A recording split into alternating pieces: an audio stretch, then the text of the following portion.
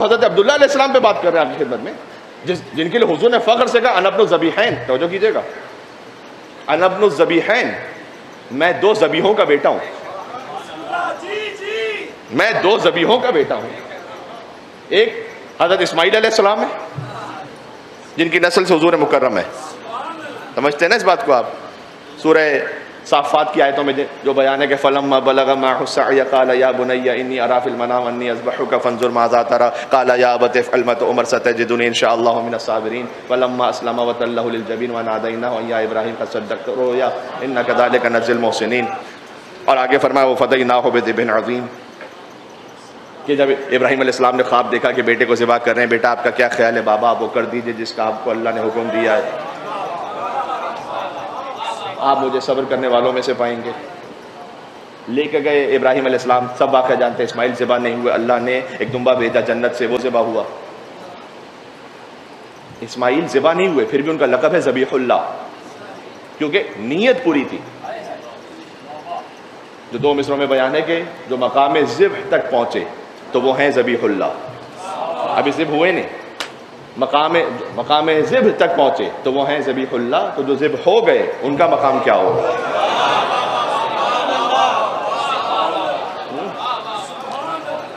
تو ذبیح اللہ ہیں اسماعیل علیہ السلام، ایک ہے ذبیح اسماعیل علیہ السلام. وفدیناہ بذبح عظیم، اللہ تعالیٰ نے فدیہ قرار دیا، اس لیے کہ اگر اسماعیل اس وقت ظاہری طور پر ذبح ہو جائیں تو ان کی نسل سے مصطفیٰ نے آنا حضور مکرم، تو ظاہری طور پر وہ نسل منقطع ہو جائے. نہیں تو ابراہیم اسماعیل علیہ السلام نے رہنا ہے تاکہ حضور مکرم اسی نسل سے آئے، پھر اسی نسل سے آگے اب عبداللہ حسین علیہ السلام آئے. تو ایک ہے ذبیح اسماعیل، انا ابن الذبیحین، میں دو ذبیحوں کا بیٹا ہوں. دوسرے ذبیح کون ہے؟ حضرت عبداللہ. بزرگ تو جانتے ہوں گے، لیکن اب چونکہ یہ باتیں ممبروں سے بیان ہونا تھوڑا کم ہو گئی تو میں شاید جوانوں کو یا بچوں کو بتاؤں کہ حضرت عبداللہ کیسے ذبیح ہیں. کہ حضرت عبد المطلب، جن کے لیے کل میں بیان کر رہا تھا کہ کتنی سنتیں جو ان کی تھیں وہ اللہ نے شریعت اسلامی میں جاری رکھی، جن میں سے ایک یہ بھی تھا کہ فقط بنی ہاشم کا خاندان وہ تھا کہ جو برہنہ طواف نہیں کرتا تھا، باقی لوگ کرتے. حضرت عبد المطلب نے یہ فرض کیا تھا سب پر، لیکن بہرحال پھر بعد میں کچھ واقعات اور حالات ایسے ہوئے کہ بنی ہاشم تو اس پر عمل کرتا تھا، باقی نہیں عمل کرتے تھے. تو اللہ سبحانہ و تعالیٰ کی جانب سے فرض ہوا کہ برہنہ جب سورہ براءت آئی ہے اور حضور مکرم نے کسی کو دیا کہ سورہ براءت کو پہنچاؤ، پھر ان کسی سے لیا اور ایک اپنے کو دیا. پھر وہ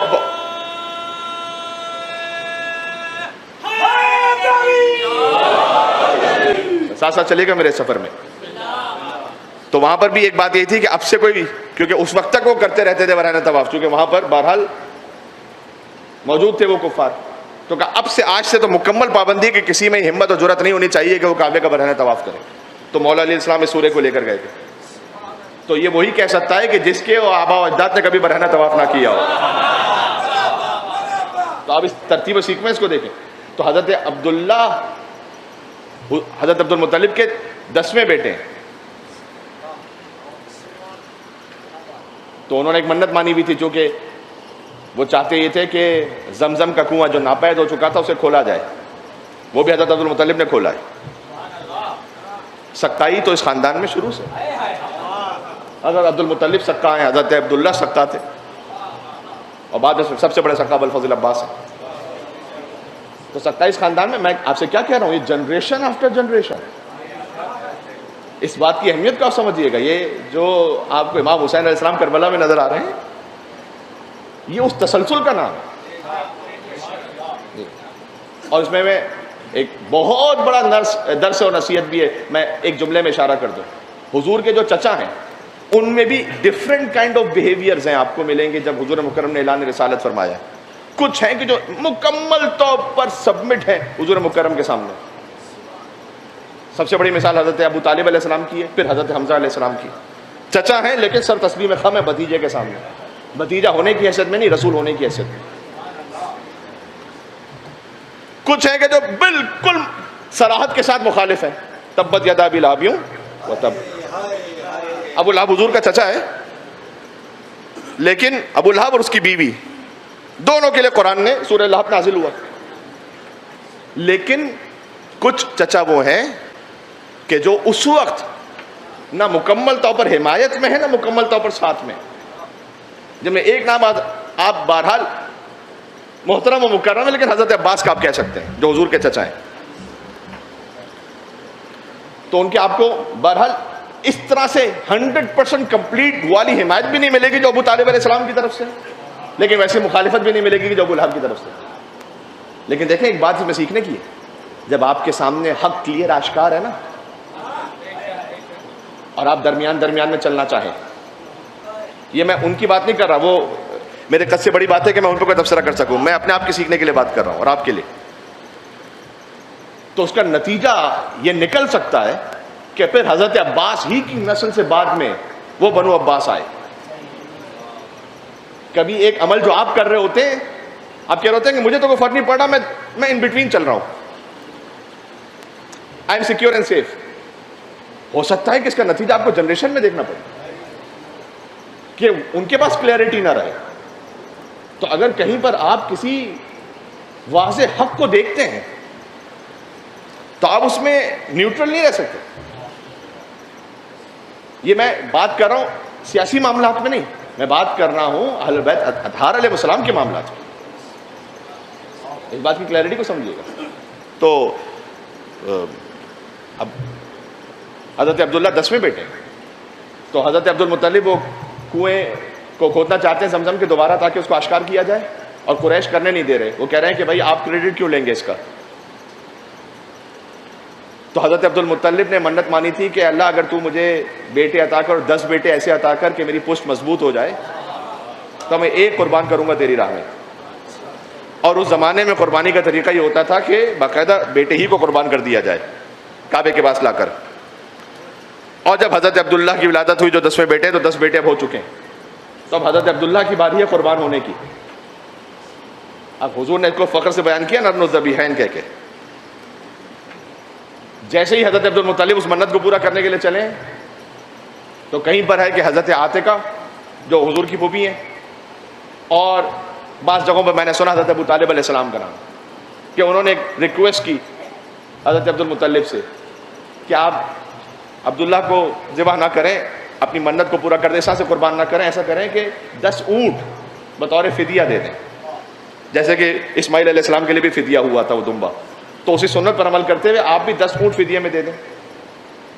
اور انہوں نے اس بات کو قبول کیا اور قرعہ ڈالا گیا. آج بھی بہت سارے شریعت کے احکام قرعے ہی سے طے ہوتے ہیں، یہ بھی میں آپ سرچ کر دوں، اس کی بھی ایک اپنی اہمیت ہے. ایک گویا پیالے میں 10 اونٹ، اور یعنی ایک پیالے میں قرعہ ہے جس میں 10 اونٹ ایک پرچی پر فرض کیجئے، مثال دے رہا ہوں، اور ایک میں حضرت عبداللہ، قرعہ نکلا حضرت عبداللہ، یعنی حضرت عبداللہ ذبح ہوں گے. گویا اگر حضرت ابو طالب سے وہ روایت ہو تو اے بابا 10 اونٹ اور بڑھا دیجیے، 20 اونٹ حضرت عبداللہ، پھر قرعہ حضرت عبداللہ، 30 اونٹ حضرت عبداللہ، پھر قرعہ حضرت عبداللہ، 40 اونٹ حضرت عبداللہ، 50 اونٹ حضرت عبداللہ، پھر قرعہ حضرت عبداللہ، 60 اونٹ حضرت عبداللہ، پھر قرعہ حضرت عبداللہ، 70 اونٹ کیے، پھر 80 اونٹ کیے، پھر 90 اونٹ کیے، پھر 100 اونٹ کیے، 100 اونٹ حضرت عبداللہ، پھر قرآن نکلا 100 اونٹ. اس وقت سے شریعت اسلامی میں بھی ایک انسان کا خون بہا 100 اونٹ قرار دیے گئے. یہ بھی سنت حضرت عبد المطلب ہے. تو بات سمجھ رہے ہیں؟ اب اگر حضرت ابو طالب سے اس روایت کو مانے تو اگر حضرت عبداللہ اس منت میں قربان ہو جاتے تو حضرت عبداللہ اگر قربان ہو جاتے تو پھر ظاہری طور پر وہ سلسلہ ہی منقطع ہو جائے کہ حضور مکرم آئے. تو کتنا بڑا احسان ہے پھر. تو حضور نے فرمایا انا ابن ذبیحین، میں 2 ذبیحوں کا بیٹا ہوں، یعنی ایک اسماعیل علیہ السلام، ایک عبداللہ. لہٰذا ائمہ علیہ السلام نے اس بات کی اہمیت دی ہے کہ میں سیرت رسول پہ بات کر رہا ہوں تو مجھے اس بات کو پوائنٹ کو کلیئر کر کے آگے بڑھنا ہے. ائمہ علیہ السلام نے اس پہ اہمیت دی ہے. امام علی نقی علیہ السلام کے سامنے ایک شخص آتا ہے، کہتا ہے کہ مولا میں حج سے آ رہا ہوں، جب بھی میں امام کا نام لوں آپ دل میں درود پڑھ دیا کریں، کیونکہ میں علیہ السلام کہتے تھے تاکہ میں بات کو جلدی آگے بڑھاؤں. تو مولا کے پاس آیا کہ مولا میں حج سے آ رہا ہوں، بلا تشبیہ زبان حال یہ کہ امام علیہ السلام نے مثلا فرمایا کہ تقبل اللہ منکم، اللہ تو سے قبول فرمائے. اس نے دفتن یہ کہا کہ مولا وہ آپ کے جو آبا و اجداد ہیں نا، حضور کے آبا و اجداد، ان کی نیت سے بھی طواف کیا تھا میں نے. امام اپنے مقام سے کھڑے ہوئے کہا ذرا گلے تو لگ میرے.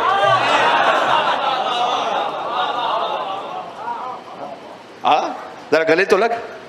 لہٰذا پھر خود روایات میں اس طرح کا بیان آیا کہ جو حضور کے آباء و اجداد کی نیت سے طواف کرے وہاں پر اللہ اس کے رزق میں اضافہ کر دیتا ہے.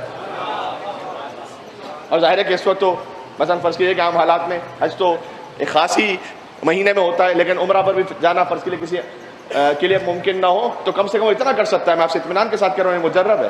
کیا حضور کے آباء و اجداد کے مثلا حضرت عبداللہ حضور کے والد، ان کو ہدیہ کرتے ہوئے سلوات کی تصویر نکالیں آپ. جب بیٹے پر سلوات بیچ کر باپ کو ہدیہ کریں گے، بھائی مل کے سلوات بھیج دو، نام ہے حضور مکرم ہدیہ کرتے ہوئے ابا حضور کے والد. اللہم صلی اللہ علیہ.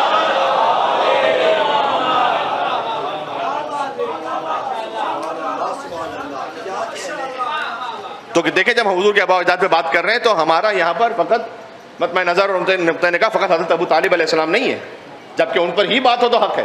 لیکن جو بعض مسلمانوں کے دماغ میں خط ہوا ہے کہ جناب یہ ابو طالب علیہ السلام کا ذکر اس لیے کرتے ہیں کہ جو کہ علی کے باپ ہے. نا آپ محمد کے باپ پہ آئیے.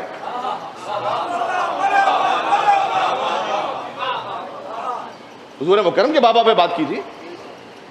ہم تو اسی طرح سے اسی عظمت کے قائل جو ابو طالب علیہ السلام کی عظمت ہے. بلا شک ایک ہی نور تو تھا کہ جو چلا. حضرت عبد المطلب تک تو ایک ہی نور تھا. آدم علیہ السلام سے عبد المطلب تک تو ایک ہی نور تھا. انا وعلی من نور واحد، میں اور علی ایک نور سے. اس کا مطلب کیا ہے؟ وہ ایک ہی نور تھا کہ جو چلا. پھر وہ نور تقسیم ہوا عبداللہ میں اور ابو طالب علیہ السلام میں. اسی وجہ سے اس کی تشریح میں ایک میرے خیال میں شاید سال گزشتہ یا تو کر چکا ہوں یا کسی اور جگہ کر چکا ہوں، تو خالی اشارہ کر کے آگے بڑھ رہا ہوں کہ یہ جو احد ہے، احد کا مطلب یہ ہوتا ہے کہ اللہ احد ہے. اللہ کے لیے واحد کا لفظ استعمال ہوا ہے لیکن وہ ایک اور سطح پر ہے. لیکن اللہ کے لیے جو احد کا لفظ استعمال ہوتا ہے جو خالص سورہ توحید میں بیان ہے، قل هو اللہ احد، قل هو اللہ واحد نہیں ہے. احد یعنی وہ ایک کے جو تقسیم نہیں ہو سکتا.